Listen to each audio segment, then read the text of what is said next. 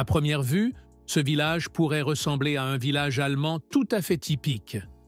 Des maisons à colombages ornent les rues, la flèche de l'église s'élève fièrement dans le ciel, et les prairies verdoyantes semblent tout droit sorties d'une carte postale du bureau de tourisme allemand. Mais en y regardant de plus près, le village de Büsingen révèle quelques particularités inhabituelles. Tout d'abord, il y a les panneaux de signalisation qui présentent des caractéristiques à la fois allemandes et suisses, ainsi que les nombreux drapeaux nationaux. Ensuite, on remarque les étiquettes de prix dans les vitrines, affichées non seulement en euros, mais aussi en francs suisses. Et sur les étagères des petites boutiques, pain et saucisses allemands côtoient fromage et chocolat suisse. Nous sommes ici dans ce qui est probablement le village le plus extraordinaire d'Allemagne, Büsingen am Hochrhein, car il ne se trouve pas en Allemagne, mais entièrement sur le territoire suisse. Cela signifie que pour aller de Bad Württemberg à Büsingen, il faut d'abord franchir 2 frontières nationales, et cela conduit à des situations très curieuses dans la vie quotidienne. Mais comment ce village exceptionnel a-t-il vu le jour? Pourquoi appartient-il toujours au territoire allemand? Et qu'est-ce qui rend la vie là-bas si unique? Nous allons explorer toutes ces questions passionnantes dans la vidéo d'aujourd'hui. Bonne découverte! La première mention documentée du village remonte à l'an 1090. Cela marque le début d'une longue et tumultueuse histoire au cours de laquelle Büsingen a fait partie de divers royaumes. La position stratégique du village, sur une route importante le long du Rhin supérieur, lui conférait une importance particulière au sein du Saint-Empire romain germanique.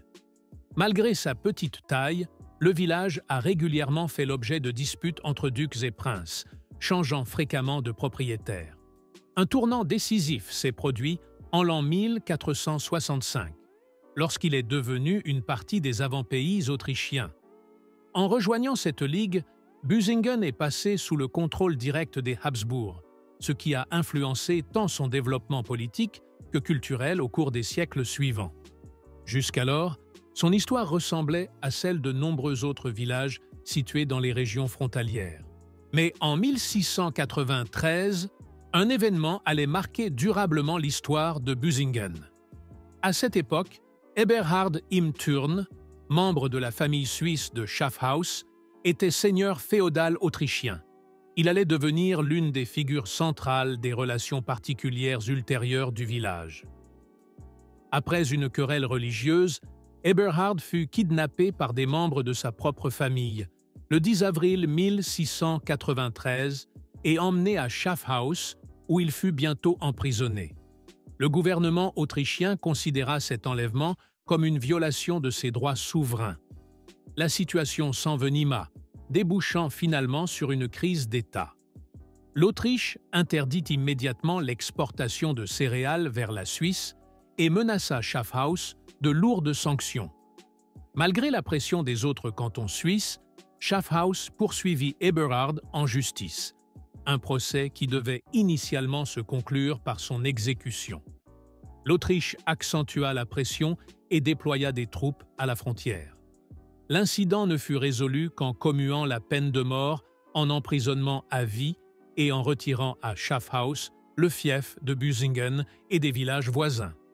Quelques décennies plus tard, les Suisses rachetèrent ces territoires, à l'exception de Büsingen. En guise de punition, Büsingen devait rester autrichien pour toujours, servant d'exemple afin que les Suisses n'entrent plus jamais en conflit avec l'Autriche. C'est ainsi que Büsingen devint une enclave entourée de territoires étrangers. Puis, Napoléon intervint dans l'histoire du village. Après avoir vaincu les Autrichiens, il rattacha Büsingen à l'électorat nouvellement créé de Württemberg, qui devint plus tard le Grand-Duché de Bade. Napoléon avait auparavant fondé plusieurs principautés et royaumes allemands qui lui étaient loyaux dans la Confédération du Rhin. Bien que le Congrès de Vienne ait annulé de nombreuses actions de Napoléon, la situation de Büsingen resta inchangée. Büsingen demeura une enclave, mais appartenant désormais à un duché allemand. En 1849, un incident militaire eut lieu. Des troupes essoises envahirent Busingen en traversant le territoire suisse et tentèrent de s'emparer des villages environnants. Toutefois, le conflit fut résolu par la diplomatie. Avec l'unification des États allemands, Busingen fut intégré à l'Empire allemand.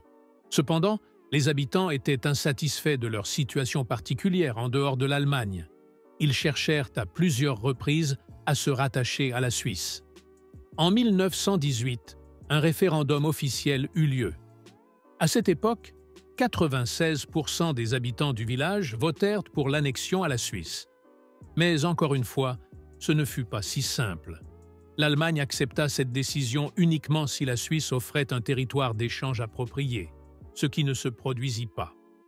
La Suisse, soucieuse de préserver sa neutralité, ne voulait pas risquer un conflit avec son grand voisin à cause du village. Busingen resta donc allemand. Après la Seconde Guerre mondiale, le statut du village fut légèrement ajusté. Il devint alors partie de la zone d'occupation française, et avec l'accord des autorités françaises, il fut intégré à la zone douanière suisse, supprimant ainsi les contrôles frontaliers compliqués. En 1956, il sembla à nouveau qu'un compromis entre l'Allemagne et la Suisse était possible. Mais le district de Constance insista fermement pour que Busingen reste allemand. C'est ainsi qu'à ce jour, ce village extraordinaire appartient toujours à l'Allemagne, bien qu'entouré par la Suisse. Cette situation unique entraîne de nombreuses particularités. Par exemple, la plupart des habitants travaillent en Suisse et perçoivent leur salaire en francs suisses. C'est pourquoi les francs suisses sont utilisés presque partout. Cependant, ils doivent payer les taxes allemandes élevées en euros. En raison des fluctuations du taux de change, cela joue souvent en leur défaveur. En 2015, lorsque la Banque nationale suisse a supprimé le taux de change minimum entre l'euro et le franc, la valeur du franc par rapport à l'euro a considérablement augmenté. Le résultat?